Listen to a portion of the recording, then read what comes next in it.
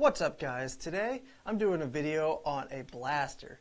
It really does look like a stormtrooper would carry this. This is the Colefire Magnum. It's chambered in 7.62 by 25, the Tokarev round, and it has a ridiculously long mag that's meant for a Sten. That's been modified for 7.62 by 25. So I saw one of these on Gunbroker recently, and honestly, I never seen them anywhere before. The last time anybody talked about it seemed like was 2010. So at the time of this video, that was 10 years ago. So I haven't seen a lot about this thing, and it just happened to be on Gunbroker. So I decided, you know what, why not? And I bought it. And let me tell you, it is actually surprisingly well made. The first time you pick this thing up, you're going to be like, whoa, that's heavy, because it's solid. It is pretty well built, honestly. You take a look at the bolt, and the bolt is actually really well machined. So this thing will surprise you when you pick it up the first time because of the weight. And also, since it's got that classic Sterling or Sten magazine hanging out the side, it is so weirdly balanced. It keeps wanting to fall over to the side, and holding it is kind of weird. I hold it like a regular handgun, you know, because this is just uncomfortable. I shot it one time like this, and I can't say I found it very comfortable, so I grab it like a standard handgun, and I didn't have any problems with it. That is awkward as hell to fire. I know. It's heavy, it tilts to one side. Yeah. It's fun though.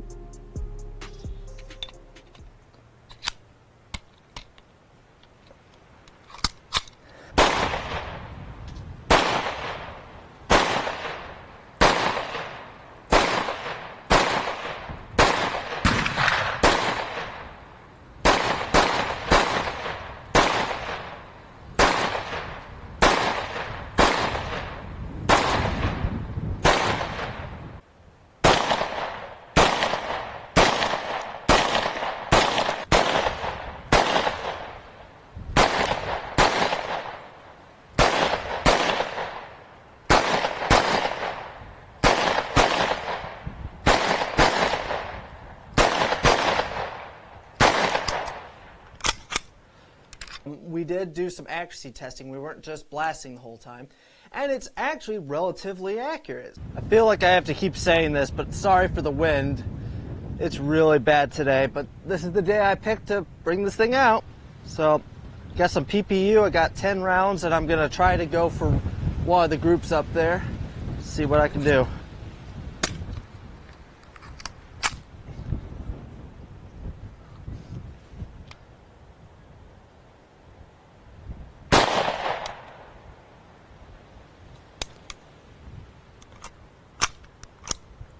Failure to extract. Weird.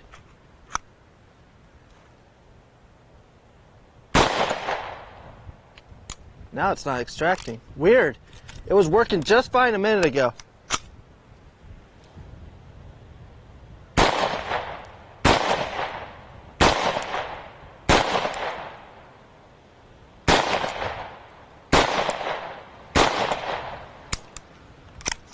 Well, there's my group.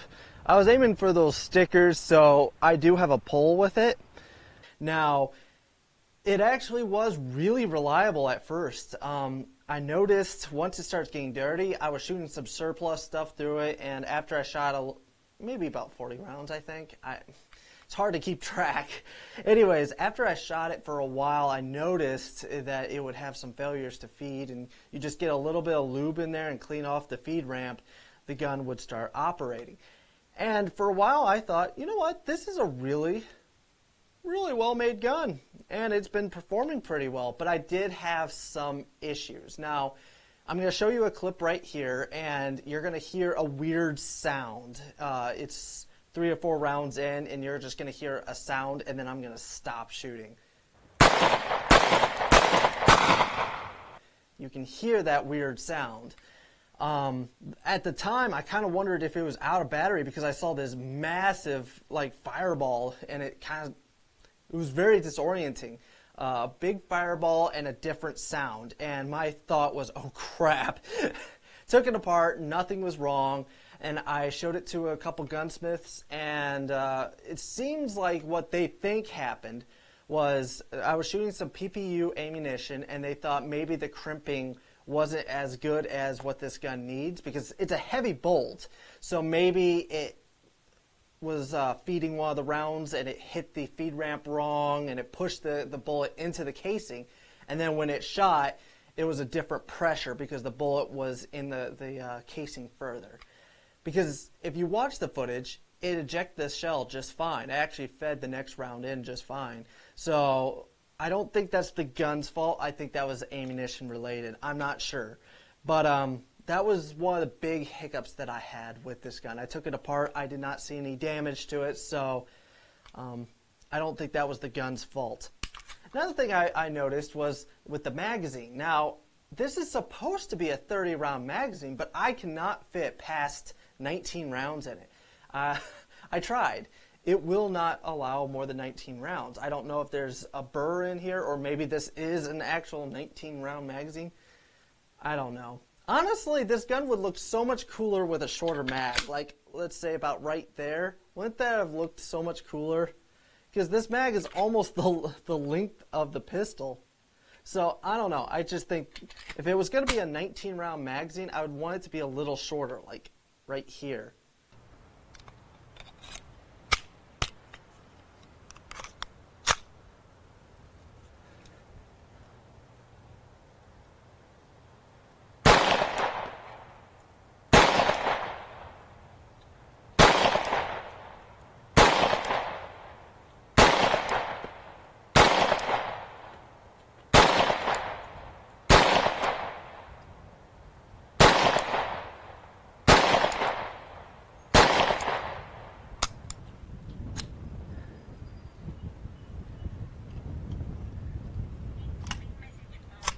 A little awkward for the left-hander. A little bit, yeah.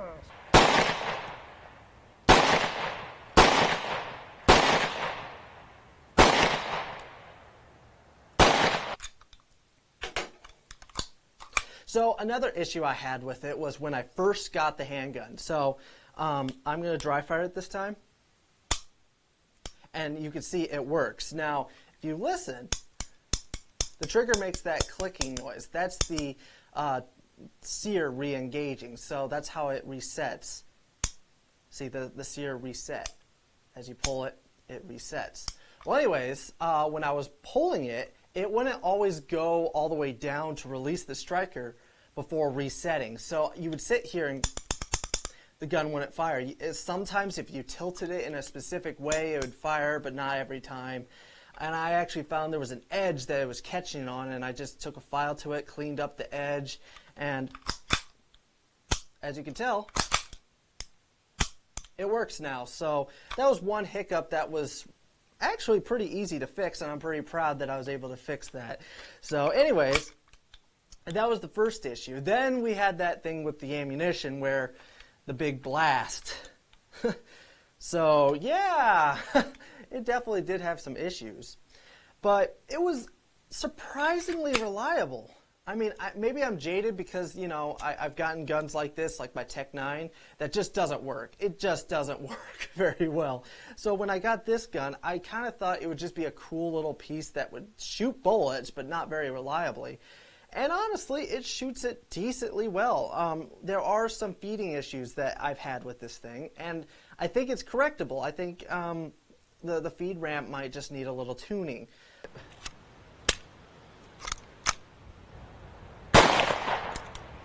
Now it's jamming a little bit. Come on.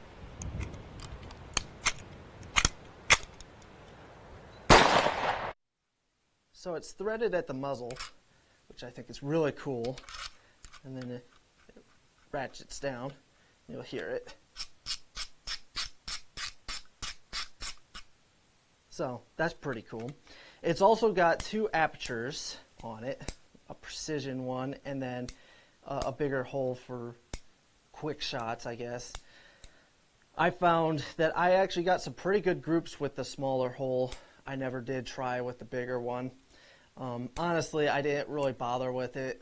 I knew it was there, but I wanted to see how accurate I could get the handgun, so I never really bothered messing with that rear sight. But it does have some adjustments. The safety is right here, and honestly, I like where it's at. It's pretty ergonomic. I don't know why R means fire, and the A, I have no idea. Automatic? It doesn't go there, but, you know, it's there.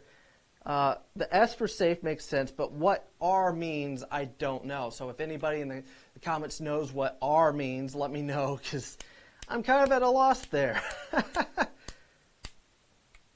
But also, one thing, I was thinking, wouldn't this be a really cool pistol to put a pistol brace on, and you would put it right here? But I don't know if that's possible, because this is how you disassemble the pistol, is you push this in and turn it, and the whole thing comes out. So I don't know if you could really put a brace there without redesigning this backplate. But I think it would be so cool to put like a Sig Brace right here and be able to brace it. Honestly, that would take this handgun to a new level and make it really cool. But since 7.62 by 25 is kind of hard to find right now, I don't see myself shooting this thing a lot. Now, I wish there was more 7.62 by 25. Luckily, Dolude69.com was out there, and he had a spam cam, and I think, or spam, did I say spam cam? Spam can of surplus 7.62 by 25. And like I said, it ran pretty good through this gun. And I'm really grateful that he let me shoot some of his ammo, because all I could find were 2 boxes of PPU ammo. So 7.62 by 25 is kind of hard to find right now. So yeah. All right, I'll hold it like the movies.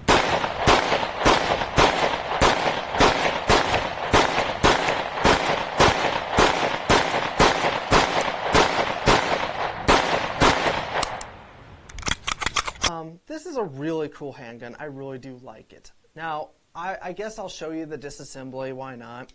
So, to disassemble, you push this little lever, and then it releases this little plunger.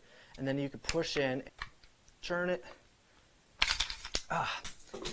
and watch out for that spring that just came flying out. So, there's 2 sets of recoil springs. Then once they're out, you got this spacer that comes out with the spring.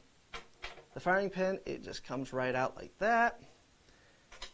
Then to get the bolt out, you have to pull this charging handle out, which there's this groove right here that it rides in, and once it gets back to this circle area back here, you can pull the charging handle out. And there's the bolt. Alright, so I hope you guys enjoyed this video. This is a really cool pistol. Honestly, it's just really cool. I love how it looks like a Star Wars blaster. Just, oh man, I like it. Yeah, it's a little bit uncomfortable, weirdly balanced, sometimes a little finicky, but it is kind of cool. And it's decently accurate, and it can be reliable. So, anyways, I hope you guys enjoyed this video. Stay tuned. I got a lot of cool stuff coming up in the future.